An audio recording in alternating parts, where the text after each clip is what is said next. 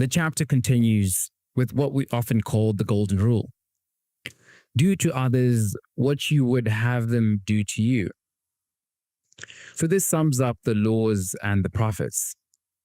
In other words, relationship is the thread through everything. How you judge, how you discern, how you ask, how you treat others. Faith is not abstract. It is lived in interaction. And then Jesus speaks of gates and roads. The wide gate and broad road that leads to destruction. The narrow gate and the hard road that leads to life. Many choose the easy path, few choose the difficult one. This is not about exclusivity for pride's sake. It is about reality. The path of faithfulness is not crowded. It requires discernment. It requires attention. It requires choosing substance over spectacle. Then come warnings about false prophets, wolves in sheep's clothing. Jesus says, you will recognize them by their fruit. Not by their words, not by their charisma, not by their confidence, fruit. Matthew 7 is teaching us to evaluate life by what it produces over time. And then comes one of the most sobering moments in this chapter. Not everyone who says to me, Lord, Lord, will enter the kingdom of heaven.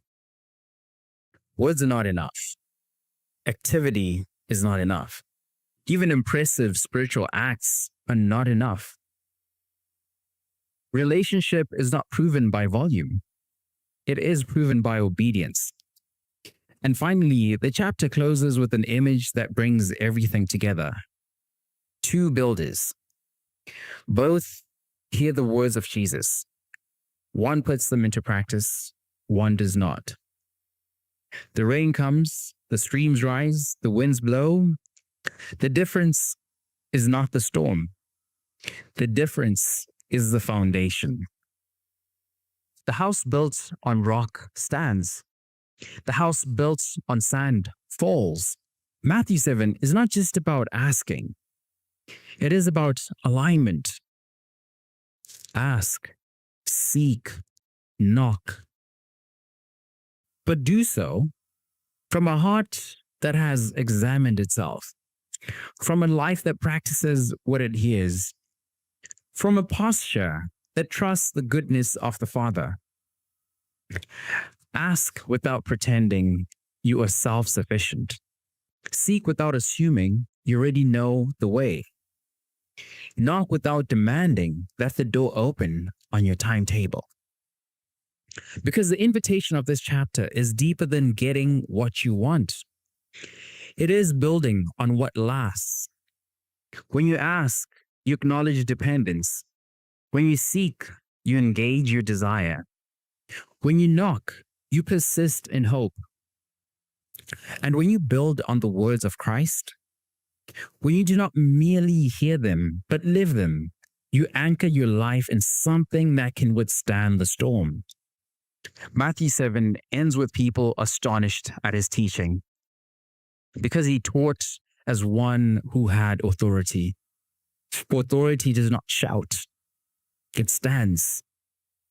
And the authority in this chapter is steady, searching, inviting.